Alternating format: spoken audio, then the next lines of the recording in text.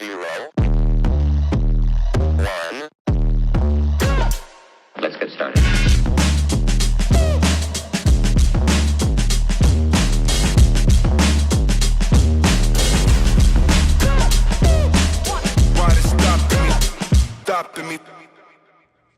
Bye, crypto bro. Америка прямо сейчас пытается поменять правила на рынке золота и криптовалют. Вспомните, какой у них долг. 35 триллионов долларов. В общем-то, это два альтернативных валютному сегменту мировых рынка. Действия Вашингтона в этом направлении отчетливо демонстрируют одну из главных американских задач. Они очень хотят решить проблему снижения доверия к доллару. США, как это было и в 30-е, и в 70-е годы, будут решать свои финансовые проблемы за счет всего мира, загоняя всех куда? В криптовалютное облако. Со временем, когда часть госдолга США будет размещена в стейблкоинах, США обесценит этот долг.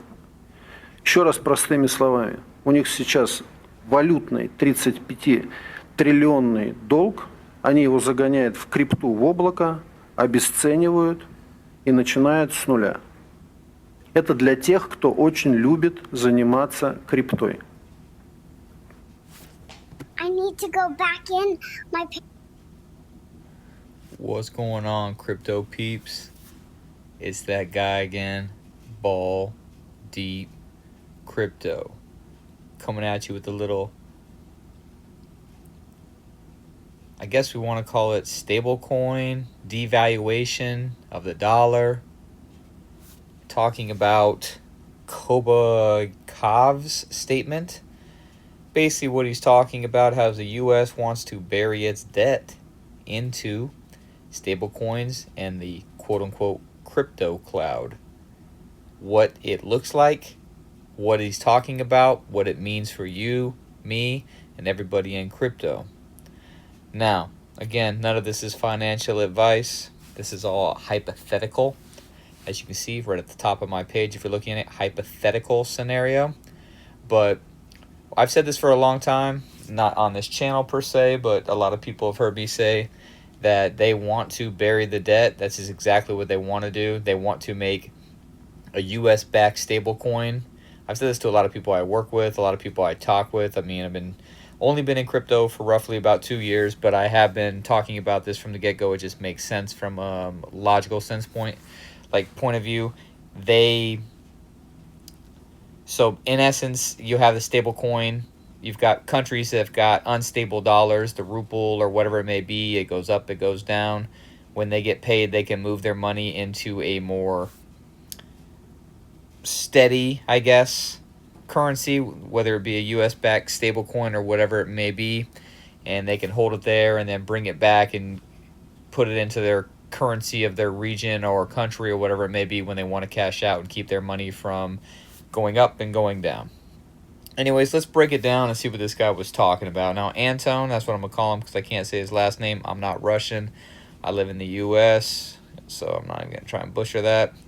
Now, he's an advisor to Vladimir Putin, and he made claims during a press conference today, September the 8th, alleging that the U.S. is attempting to rewrite the rules, as you just saw in the video, blah, blah, blah. He pretty much broke it all down. Now, again, it says this scenario is purely hypothetical and speculative, as no official U.S. policy supports it, but there have been talk about it. The idea of bearing debt simply implies hiding, reducing, or resetting liabilities without outright default, potentially through devaluation, asset revaluation, or monetary innovation. Now, stablecoins, which are pegged digital assets like USDC or Tether, could play a role by digitizing debt, while global inflation might counterbalance by boosting asset values. So, of course, you know, I am a Stellar homer. I'm an XLM guy, so I'm going to tie that into this. I asked a question, and then I also asked Grok, hypothetically, besides what I've asked for, what would be your top 5 in a hypothetical scenario? Now, I am not a Tether person. I believe that Tether mints stable coins out of nothing They're not audited. I believe that they're part of the whole Bitcoin and raising Bitcoin and buying Bitcoin all over the place. But they have currently started to hedge that, and I believe they bought a mine and are gold now, investing in gold as well. So it looks like there's some teeth to this argument and everything else, where they're trying to hedge not just if Bitcoin goes, there looks like they're putting it into gold, vice versa. So again, I am not a Bitcoin person. I don't believe in it. I believe it's the beta test coin. It's a store of value. I am a silver homer. I believe that silver is the asset that is the superior asset. I'm old enough to be around in the 90s, in the 80s, in the 70s, where I can see electronics and where they've come since the 90s. Silver is a conduit of electricity. Everything's going more electronic. Missiles have it. It's used in everything. It's the second most precious commodity in the world. I believe it's the most highly suppressed metal in the world, and it has actual use cases, and they use it. So gold is a store of value. It just sits there. They don't really use it for much, but they use silver for everything. And do you think the world's going less electronic? Come on now. If you think so, you know what I mean? I got some beachfront property, I'll say, in Arizona. Shout out to George Strait. I don't listen to as much country as I used to, but the goat's a goat. Let's get into it. Now, this is a hypothetical breakdown of how the U.S. could allegedly bury debt via stablecoins and crypto. It would establish a government-backed stablecoin framework. Obviously, we know that. The U.S. could legislate or endorse a federally regulated USD-pegged stablecoin backed by a mix of U.S. treasuries. Now, cash reserves and potentially gold. I believe Stellar and its RLUSD is currently backed by, they sell them short-term bonds, which that's how they kind of make their money on it, right? 3 to 5 years or whatever the case may be. I think they're even less than that. So when people buy the RLUSD, they go and they buy it. I think it's backed by audited by the New York Securities Exchange Commission. I know it's in New York, somebody that does it. I don't, off the top of my head, I'm sorry. I used to know, but I have so much useless knowledge. But so anyways, so they'll buy, when somebody comes in and they buy stable coins from them, they'll put that money into a treasury bond, and then when people cash out their US RLUSD, then they'll sell the treasury bonds. They also have cash on hand for now because there's still currency involved, and they also have gold, silver, platinum, etc. They have physical hard metals and everything else at reserve. So they come in and they say, if you got $500 million worth of RLUSD between treasuries, cash, and gold, is it the equivalent of that? I believe it's a more efficient way to run it than just printing money, which is paper, and they print it infinitely, and it's backed by nothing except for more paper. Anyways, I digress. Let's get back to this. Enough of that ranting about it. That's kind of just an overview of how I see it. Please put in the comments if you see it differently. Again, not financial advice. I'm just trying to give you an idea of how this all works, potentially, if you didn't know, how I think it's going to potentially work, and where I could see it going. All right, so this builds on existing trends like the Clarity for Payment Stablecoins Act or proposals for a digital dollar, the CBDC. I know it's a bad word for everybody else, but that's where they're going. Now, hypothetically, the Treasury or Federal Reserve issues or partners with private issuers, Circle or Paxios. Who are they with? You guys know that already. XLM, Stellar, to use a U.S. stablecoin that, and that's a USSC, that is fully auditable and integrated with blockchain networks for global distribution. Now, the purpose of this would be to digitize portions of the national debt, making it easier to manage and transfer. Foreign holders of U.S. treasuries, e.g. China or Japan, could be incentivized to convert holdings into USSC for faster settlements and lower costs. So there we go. Convert it into our stable coin. You see how that works? That means that it is the global power. That's how you want your money. This is how we have to get it from us. I could see that happening. I do see that happening. This is going to happen. So, in my opinion, just my opinion. Now, the shift of debt into the crypto cloud, like he was saying, that what you would do is convert existing treasury securities, bonds, and notes into blockchain-based equivalents. For example, you would tokenize treasuries on a permissioned blockchain, allowing them to be bought, sold, or held as a stablecoin collateralized asset. Now, stablecoins could buy treasuries by having issuers purchase them as reserves. E.g., stablecoin operator uses deposited USD to acquire treasuries, indirectly funding the debt. Now, the alleged mechanism is it moves trillions in liabilities into the digital ecosystem, which is what we're saying. They're going to flip the switch. You hear that all the time. Flip the switch. This is the flipping of the switch. Now, this guy, Antone, claims that this creates a crypto cloud where the U.S. controls the rules, enabling subtle devaluation without immediate market panic. For instance, increased stablecoin supply, minting more, which Tether does out of nowhere right now currently for Bitcoin, beta test coin, backed by overvalued assets, diluting value over time. So this is how he's saying they're going to do it. I actually believe it. I believe this is the way it's going to happen, and it's just going to happen, and people are just going to swallow it. Swallow. All right. Now, the devaluation and reset. Now, once debt is digitized, which they talk about all the time, where they say they want to tokenize every asset in the world. You don't believe me? Look up Larry Fink, the CEO of BlackRock. He'll tell you himself. Now, he's also now going to be the head of the WEF, the World Economic Forum. Boo. I agree. But those people are the people who control everything. They are the richest people in the world. They decide the rules, unfortunately, for the rest of us, but that's the way it goes. I can only lead you down the path. You can either follow it and profit off it, potentially. You know, it's a stock, it's a risk. Do your own research. I believe that why you're here is because you're doing research. Now, you want to devalue this through inflation or peg adjustments. If the stablecoin peg slips from, let's say, 1-to-1 to 0.9-to-1, holders effectively lose value, reducing the real burden on the U.S.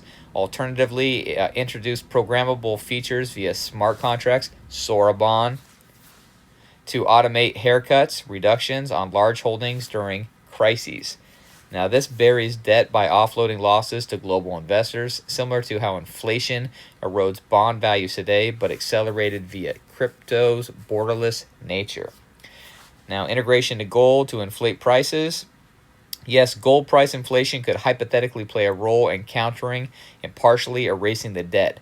Drawing from the 1934, so that we have a history of this. This has happened before, like he said in the video. 1934, the Gold Reserve Act was the U.S. raised gold's official price from $20.67 to $35 per ounce, devaluing the dollar by 40% and boosting reserves. So that's how they do it. They own it. They set the price. Now, back the USSC partially with gold reserves is what they're saying. Fort Knox holds approximately 8,133 tons of gold. I'd like to see it. I don't know. When was the last time we went in there? Then inflate gold's price through policy, e.g. set a new official valuation at $5,000 to $10,000 an ounce versus the current $2,500 an ounce. Now this, I believe it's even higher than that. This increases the dollar value of reserves by trillions, improving the U.S.'s balance sheet. With stablecoins buying treasuries, stablecoin reserves include treasuries, creating a loop where crypto funds debt issuance. Now, the countries aren't buying our debt. So how do you fix that? And I think I've said this in other videos, but I mean, I've told other people too. It's like I said, with RLUSD, they're the ones that buy the debt. And I believe it was like something in the billions of dollars that were being bought in treasuries, where if these stable coins come in, they're going to be buying trillions of it. Trillions of dollars. This is actually beneficial for the U.S. government, in my opinion. I believe they'll be buying a lot more, and they'll effectively own the debt. Now, treasuries now what it does is creates a loop where crypto funds debt issuance. Now, gold inflation boosts collateral value, allowing more stablecoin minting without increasing the fiat debt. Effectively, the inflated gold erases debt by enhancing asset side value, reducing the debt to assets ratio. The critics like Antone see this as manipulating markets to shift costs globally, as higher gold prices could disrupt commodities and currencies. Yet, you aren't going to win that battle, buddy. I think it's already been decided. Now, I know that, they've been, the BRICS has been stockpiling gold and everything else to hedge against it. I get where they're going, but I think that the world's going to go crypto now. I guess if, everybody's like, oh, India and this and that. I mean, so I'm sorry, but there's a ton of people, and every time I see it there, it's just a bunch of trash. majority of people living in poverty and a lot of trash. You've got China with the declining population and everything else. I think this is their time right now, but I don't think they're there yet. And I think that, when they had that one kid policy, I think it really affected their, like in the next 10 years, it's really going to affect them. You know what I mean? I know India is emerging and everything else, but there's a lot of people there. I mean, it just, the trains and everything else, it's, I don't know. It doesn't look, it looks like it's a world power, but it looks like a third world country in most places with how they live and everything else. Again, I've never been there. Just what I've seen on TV. I could be wrong. Not that the U.S. is perfect. Nothing's perfect, but it's a lot more. I guess we'll see, right? I mean, we're the largest consumers in the world. It could be all fraud. Who knows? Money. It's it's fluid. I guess. I don't know. I feel there's a lot of debt and people spend outside their means, but here we go. Now, risk and feasibility. This would require massive regulatory changes, international cooperation, and tech infrastructure. It risks hyperinflation, which I believe we will get, loss of the dollar, and legal challenges. Now, in reality, it's improbable without congressional approval, but it aligns with the growing U.S. crypto adoption. Bitcoin I hope they don't go Bitcoin. They already stated they're not going to go Bitcoin as a strategic reserve, so get off that, Gronk. You're smoking it, bruh. Puff, puff, pass, homie. All right, now the path forward as the valve. Obviously, the regulatory setup, pass laws mandating stablecoin transparency and treasury backing, building on the 2024 to 2025 bills, and then partner with blockchain networks for issuance. There'd be a migration phase, convert federal debt auctions to accept stablecoins, incentivize banks and investors to hold tokenized treasuries. The stablecoins would be doing that. Now, during a crisis, adjusted pegs are revalue gold via executive order, which talked about, position the USSC as a new reserve asset, forcing adoption via trade deals or sanctions. So cross-border payments would all be done via the blockchain, which we've already been talking about doing. Now, crypto as the valve. Crypto acts as a valve by providing controllable, programmable liquidity. Unlike traditional money printing, blockchain enables targeted inflation, e.g., smart contracts could release funds only for debt services or adjust supply based on economic indicators. It valves pressure by digitizing debt flows, allowing the U.S. to throttle devaluation speed without crashing bonds. Stablecoins serve as the entry point, with underlying blockchains handling settlements, making the system efficient for cross-border debt management while masking real value erosion. So here it is. He just broke it all down for you right there, how it's going to go down. Now, I asked him which crypto companies or tokens make the most sense with these use cases. Now, I did ask about these exclusively: SHX, XLM, Agua, AFR, and Velo, just to see which ones they were part of the Stellar network, obviously. So out of all that, they picked Stellar as the most logical winner. As Stellar's native token, it powers, or XLM, as Stellar's native token, it powers transaction fees and anti-spam on the network. Its core infrastructure for settling tokenized U.S. debt globally, e.g. converting treasuries to stablecoins for instant cross-border payments. In a post-reset world, XLM could become a valve token for liquidity and debt markets, with demand spiking from institutions handling devalued assets. Now, the number 2 was Velo. This kind of surprised me, but Velo shot out. I love Velo. Now, it's a strong contender as well. It's a utility token for issuing digital credits pegged to fiat, enabling borderless transfers. Its use case, it acts as the credit valve for debt issuance, e.g., U.S. could use Velo's protocol to mint stablecoin-backed credits for treasury funding, automating devaluation through federated exchanges. Post-scenario, it handled emerging market debt swaps, thriving in a multipolar finance system. Now, it says here SHX is viable for DeFi angles. Of course, we know that. A climate-friendly token for rewards, liquidity, and governance in payments. It provides DeFi tools for tokenized treasuries, e.g., merchants, investors earn SHX rewards for holding stablecoins, debt pools, aiding liquidity, gold, revaluation volatility. And then we're going to go with Agua. It's a moderate fit. It's a DeFi token for liquidity management, swaps, and rewards on Stellar, specifically Sora Bond. It would optimize market making for stable coin treasury pairs, e.g. automated pools to balance gold-backed assets, but less central to debt burying than credit-focused tokens. So it would be moving gold. Here we go. Amongst other things, obviously, DeFi.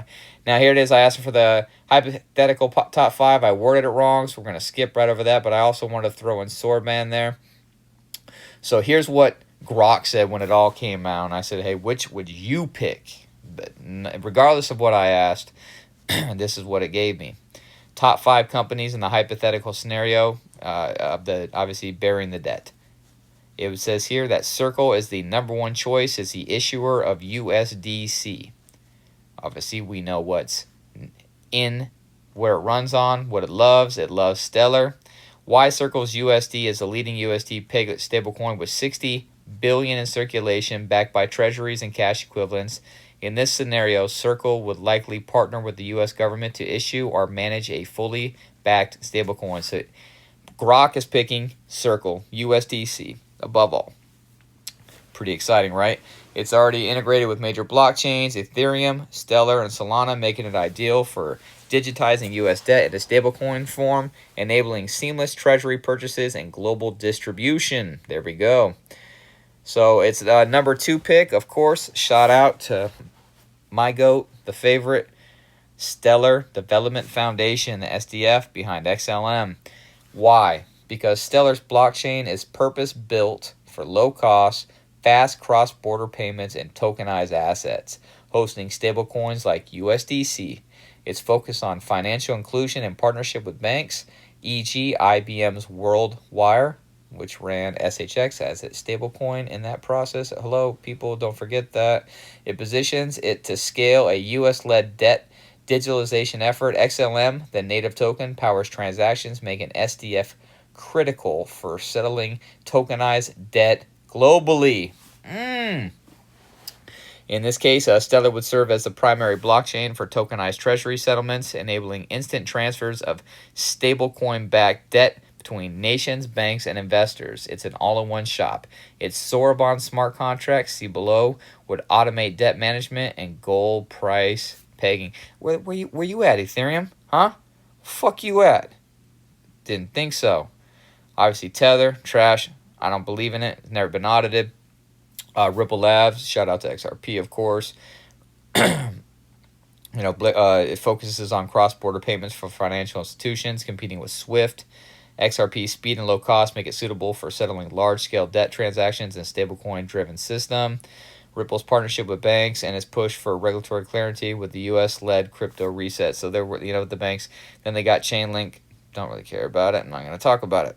So why these over these? Obviously we know that. Now let's see what Sorobon's role would be for XLM. As I've been telling you, Sorobon, Agua, DeFi, emerging. I mean, you were so early on the DeFi side of this that Sorobon has only been out, less than a year? Like I said, they're already talking about getting to $3 billion. I mean, we're just talking about the one in Japan last night with the SHX. Getting to... it's 4 in the morning again. Getting to $16 trillion in tokenized realty and houses in Japan, with them holding 20%. I think it was $3.2 trillion. I mean, that's by 2030. I think they're currently at 0.2 billion. I mean, come on, we're early. You're early, but it's gonna, like I said, when they flip that switch, it's gonna go. So, time is of the essence, in my opinion. Do what you want to do. It's your money. You're an adult, not financial advice. Now, Sorobon is Stellar's smart contract platform that we have talked, which uses WebAssembly, WASM, to enable Turing complete, efficient, and secure smart contracts on the Stellar network. In this hypothetical debt-bearing scenario, Sorobon significantly enhances XLM's utility by transforming Stellar into a programmable financial hub. All in one, people. Stellar, XLM. I love it. Directly supporting the mechanics of tokenized debt and gold revaluation. Here's how. Sorobon smart contracts can tokenize U.S. treasuries into stable coin-backed assets, enabling logic for issuance, transfer, and redemption. For example, a contract could mint USSC, the U.S. stablecoin, only when backed by a specific ratio of treasuries and gold reserves, ensuring compliance with federal mandates. It automates debt servicing, e.g., paying interest via stablecoins or adjusting principal values during devaluation events like peg slippage from 1-to-1 to 0.09 to 1. Now, it's got a dynamic gold price integration to counter debt via gold inflation, revaluing gold 5 to 10,000 an ounce. SOAR bond contracts can integrate with oracles like Chainlink to adjust stablecoin collateral dynamically. For instance, a contract could increase USSC supply as gold reserves appreciate, erasing debt by boosting asset side value without increasing fiat liabilities. DeFi and liquidity management. Sorbonne enables DeFi protocols, e.g. AMMs, lending pools on Stellar, allowing tokenized debt to be traded or staked for yield. This creates liquidity for devalued assets, stabilizing markets post-reset. XLM's role as a network's transaction fee token would see skyrocketing demand as institutions and global and government settle debt trades. Here we go, XLM, Agua. Global scalability and interoperability. Sorbonne's cross-chain capabilities like via bridges to Ethereum, Solana, etc. make Stellar a hub for global debt settlements. It could integrate USSC with other stablecoins like CBDCs, ensuring the US's crypto cloud dominates international finance while XLM facilitates low-cost, instant settlements. This is why he wants to be the crypto capital of the world, people. This is why the U.S. government wants to. Now, controlled devaluation valve. Sorbonne's programmability acts as the valve in Anton's scenario, enabling algorithmic control over stablecoin supply and debt devaluation. For example, a contract could release new USSC only when debt to GDP ratios hit a threshold, subtly diluting value without crashing markets. This precision is key to burying debt discreetly. Now, why Stellar XLM with Sorbonne stands out. Sorbonne elevates Stellar from a payment network to a DeFi powerhouse, rivaling Ethereum, but with lower fees and faster finality, under 5 seconds. In this scenario, XLM's demand would surge as the native token for transaction fees, governance, and liquidity provision on a network handling trillions in tokenized debt. Sorbonne's ability to execute complex logic, e.g. debt-to-gold pegs, automatic haircuts, makes Stellar the ideal backbone for a US-led crypto reset, outpacing smaller Stellar-based tokens like SHX or Agua, which lack its universal scope. Yeah, duh. Okay, the final notes. This ranking, Circle, SDF, Tether, Ripple, Chainlink, reflect companies with the scale, regulatory alignment, and tech to execute a debt-bearing scheme. Sorbonne's role cements Stellar's position by enabling programmable, scalable debt management, making XLM a core value for liquidity and control. This scenario remains speculative, as real-world debt resolution would face massive legal, economic, and geopolitical hurdles, but these companies are best equipped to navigate the hypothetical crypto cloud. And that's all I got for you, people. I know it's a long one, a little bit out of the blue, it's all hypothetical. Is it going to happen? Is it not going to happen? I think with the spiraling debt, I don't think they're ever going to pay it. I don't know how they're going to pay it. I don't know how they're going to get out of it. This right here and what Anton was talking about with crypto has long been what I've been saying, how they're going to get out of it. This kind of breaks it down, the process of what it would be. Like I said, I put nothing past nobody. This is not financial advice, but now you see why your boy's in crypto. This is what I see. You know what I mean? This is what I think is going to happen. If you know another way, by all means tell me. I don't see any other way to get out of it. And hopefully this will keep everything in line and they won't be able to get us in this hole again. But again, they probably will. Who knows? Again, thanks for listening. Thanks for giving me your time. And like I always say, chase a check, never chase a bit.